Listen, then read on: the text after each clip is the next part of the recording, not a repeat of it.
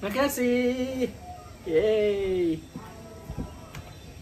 Makasih anak kecil. Assalamualaikum guys, selamat datang kembali di Guru Gembel Channel.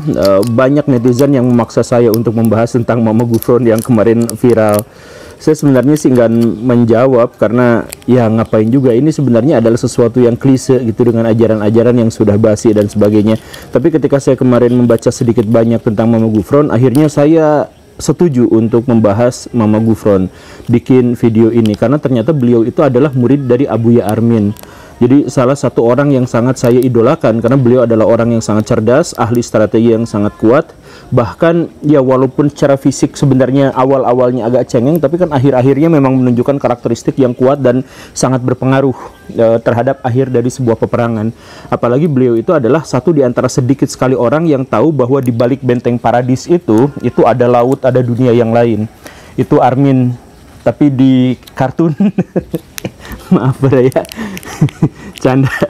Ya, tapi saya ingin menegaskan bahwa sebenarnya alasan saya untuk tidak bersemangat untuk membahas Mama Gufron itu adalah karena ide-idenya sebenarnya adalah ide yang sudah sangat basi dan bukan hanya dilakukan oleh beliau, tetapi juga dilakukan oleh banyak sekali ulama-ulama jahat di Indonesia, oknum-oknum Habib, kemudian para dukun dan sebagainya itu sama. Jadi rumusannya sederhananya gini Baraya, kalau Baraya pengen dapat kekuasaan instan, maka Baraya harus membuat orang-orang tidak memiliki pilihan sehingga dia akan menjadi bawahan yang baik. Kalau misalkan Baraya pengen jadi orang kaya secara instan, maka miskinkan orang lain. Kalau Baraya ingin menjadi orang pintar atau terlihat sebagai orang pintar, maka Baraya harus berhadapan dengan orang-orang bodoh gitu. Itu rumusannya sangat sederhana seperti itu, dan itulah yang dilakukan oleh Mama Gufron, oknum Habib, kiai-kiai palsu dan sebagainya. Tapi coba mari kita bahas sama-sama beberapa detail kecil yang kita sebut anggaplah sebagai rukun imun Mama Gufron dan teman-temannya gitu ya. Jadi yang pertama, mereka akan melontarkan sesuatu yang sangat-sangat menakutkan, mendoktrin manusia dengan rasa takut yang sangat luar biasa. Jadi mereka akan menekankan bahwa neraka itu sangat pedih, neraka itu sangat susah, sangat sakit, dan dari semua itu kita berpotensi besar untuk masuk ke dalamnya. Nah, ini sebenarnya adalah doktrin yang sebenarnya umum dan biasa-biasa aja. Ini adalah untuk menekankan bahwa setiap manusia harus melakukan hal-hal yang baik karena ancamannya adalah sesuatu yang sangat-sangat mengerikan. Sampai sebatas itu rukun imun yang pertama itu gak jadi masalah. Tapi ketika masuk ke dalam rukun imun yang kedua, nah itu mulai didoktrin dengan inferioritas. Jadi coba, dengan penderitaan di neraka yang sedemikian besar dan berbahaya itu, kalian punya bekal apa? Kalian gak punya. Jadi ditekankan, kalian gak punya apa-apa. Ibadah masih gak bener, mau sholat aja artinya gak hafal, mau baca Quran aja boro-boro menafsirkan, boro-boro mengerti, orang masih terbata-bata juga. Kan didoktrinnya seperti itu, kalian tuh tidak bisa apa-apa. Dan karena itu ketika kalian tidak bisa apa-apa, maksiat masih banyak dan sebagainya,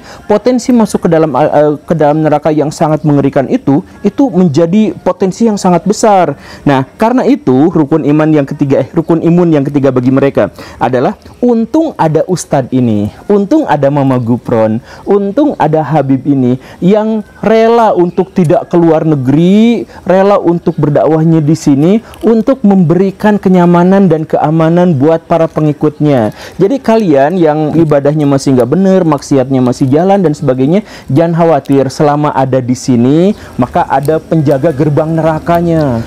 Makanya silahkan cukup tunduk patuh saja, mengabdi melayani pada Habib ini, pada Mama Gufron ini.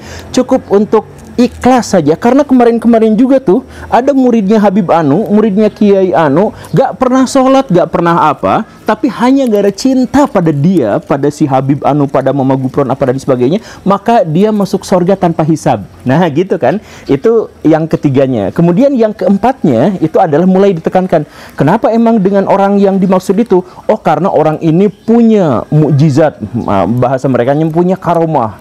Mereka bisa ngobrol dengan malaikat, bahkan menghardik malaikat.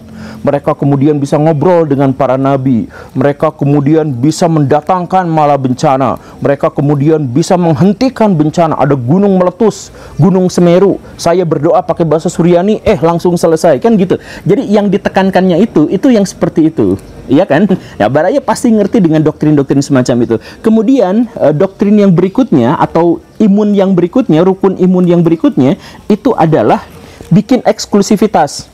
Jadi kan kalau misalkan dengan dongeng-dongengnya seperti itu, mukjizat karomah bisa menghidupkan orang mati, itu kan diceritakan begitu ya, ngomong dengan bahasa semut dan sebagainya, Mama Gufron dan teman-temannya itu, kan tentu saja otak manusia itu banyak yang mulai meragukannya, mulai menafikannya, atau dikhawatirkan mereka akan melakukan konfirmasi dan klarifikasi kepada ulama lain. Maka ciri mereka berikutnya, atau rukun imun mereka berikutnya itu adalah menciptakan kesesatan massal. Jadi bagaimana cara menciptakan kesesatan massal? Jangan biarkan mereka bertanya pada pihak lain. Makanya ketika doktrin berikutnya itu adalah hati-hati, jangan ikutin pendapat itu. Hati-hati, setiap kata-kata dan tindakan itu pasti akan dimintai pertanggungjawaban di akhirat. Makanya jangan banyak bertanya ke sana ke sini, hati-hati. Jadi kalau misalkan ada orang itu, coba aja misalkan Baraya debat sama muridnya Mama Gufron gitu, debat sama anak buahnya Habib, apa yang semacam itu, yang oknum-oknum kayak gitu, mereka pasti akan endingnya itu adalah hati-hati, jangan sampai gini, hati-hati nanti terbawa sama yang kayak gitu. Kayak gitu. Kenapa? Kan dalam Islam itu kita kalau misalkan mendapatkan berita itu wajib klarifikasi, itu wajib. Tapi bagi mereka itu haram. Karena takut ketahuan bohongnya, makanya mereka akan bilang, hati-hati jangan ke pengajian itu. Langsung mereka bikin cap-cap yang lain gitu. Wah, itu mah Wahabi. Wah, itu mah Islam ini. Wah, itu mah begitu. Nah, bikin cap-cap yang semacam itu. Biar kita semua itu tidak melakukan konfirmasi. Jadi kesesatan yang sudah masuk ke dalam diri kita itu akhirnya langgeng, lestari dalam diri kita. Sama seperti Baraya ibaratkan misalkan kalau Baraya tersesat di gunung, sebenarnya Baraya itu sangat berpotensi untuk bisa kembali ke peradaban. Lebih banyak orang tersesat yang kembali ke peradaban daripada yang tersesat sampai meninggal di gunung. Iya kan, seperti itu. Kenapa bisa seperti itu? Karena orang bisa bertanya. Ada pendaki lain bertanya, ada apa bertanya, petugas yang lagi keliling bertanya gitu kan. Ada monyet jalan-jalan, kita bisa tanya ke situ. Nah, tapi kalau mereka itu karakteristiknya adalah, kalau misalkan ada pendaki yang lain, hati-hati, jangan-jangan itu jin. Kalau misalkan kamu mendekatinya, kamu bertanya sama dia, maka akan semakin disesatkan. Makanya jangan bertanya, kan gitu. Jadi mereka juga seperti itu. Itu rukun imun yang kelima.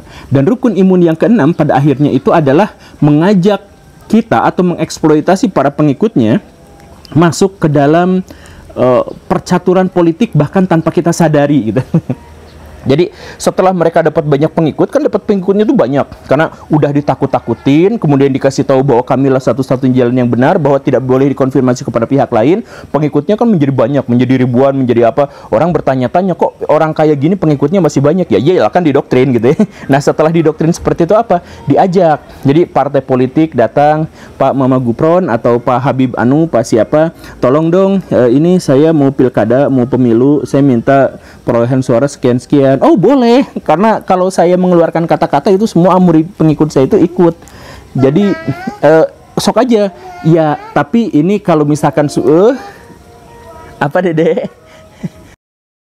Tapi syaratnya itu kepentingan-kepentingan kami itu diakomodasi ya sama politikus anu. Oh iya siap. Nah makanya di Indonesia itu banyak dalam tanda kutip aturan-aturan yang sangat aneh, tetapi sesuai dengan kepentingan-kepentingan orang yang nggak jelas gitu. Jadi misalkan ya ada aliran sesat di Indonesia itu banyak.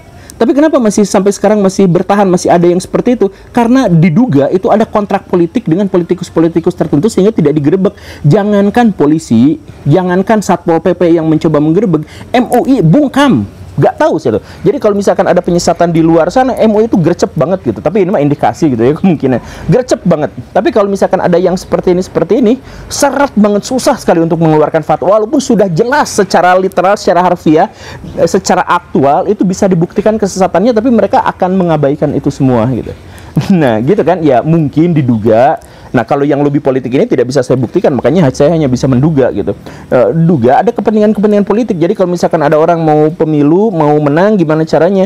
Ya bikin kontrak, bikin ijtima atau bikin apa dengan yang junjunan-junjunan itu, mau Mama Gufron, mau apa segala rupa, nanti dia bisa menang kan kayak gitu. Makanya sekali lagi ya, rukun imun yang pertama saya ulangi lagi ya. Jadi yang pertama itu adalah menakut-nakuti dengan sorga, neraka dan sebagainya. Kemudian yang kedua itu adalah menegaskan inferioritas kita dalam ibadah. Kita nggak akan ngerti Allah, nggak akan ngerti Al-Quran, kita nggak bisa menafsirkan dan sebagainya. Kemudian yang ketiga, mereka akan menjadi panitia sorga. Maka kalian bisa masuk sorga dengan bantuan kami, dengan syafaat dari kami. Makanya cukup aja, udah dengerin, ikuti aja kami, cukup cintai kami saja, maka semuanya akan beres, semuanya akan masuk surga. Itu kan yang ketiga. Kemudian yang keempat itu melakukan glorifikasi. Kenapa bisa seperti itu? Ya karena kami adalah keturunan dari Anu, karena kami sudah mencapai akhirat, karena kami sudah bisa bertemu dengan para nabi, sudah bisa bahasa semut, sudah bisa bahasa T-Rex, sudah bisa bahasa asteroid, bahasa alien dan sebagainya. Karena kami itu memiliki karomah, dengan karomah yang bisa menghidupkan orang mati, menurunkan hujan dan sebagainya. Itu yang keempat. Kemudian yang kelima itu adalah melakukan penyesatan, yaitu hati-hati, ya, jangan ikutin situ, hati-hati, jangan ikutin situ. Nanti kata-kata kamu akan dimintai pertanggungjawabannya, hati-hati. Itu yang kelima. Dan kemudian yang terakhir, baru mereka akan dieksploitasi untuk kepentingan-kepentingan politik. Nah, menurut Baraya, 6 pernyataan yang saya katakan itu nyata nggak, relevan nggak, relate nggak dengan kenyataan? Menurut Baraya ini mah ya. Kalau misalkan menurut Baraya relate, ya saya pikir sih iya. Makanya silahkan cek. Makanya ya, kalau misalkan Baraya dapat sebuah berita atau pernyataan dari saya nih, pernyataan dari saya, langsung klarifikasi. Saya mah nggak menyatakan, saya nggak pernah mengklaim bahwa saya yang paling benar, enggak. Saya ngajak Baraya untuk langsung klarifikasi, datang ke pengajian-pengajian mereka, kemudian merasakan bahwa 6 rukun imun yang saya sebutkan ini pasti Baraya akan merasakannya. Dan setelah itu Baraya tentu saja tahu dampaknya seperti apa dan keuntungan yang besar buat mereka seperti apa, sedangkan kerugian buat kita itu apa. Dan saya masih tetap dikatakan sebagai orang jahat yang menyesatkan umat manusia ketika saya mencoba mengajak Baraya untuk bertanya kepada pihak lain. Terima kasih karena sudah menyimak. Saya Guru Gembul. Assalamualaikum warahmatullahi wabarakatuh.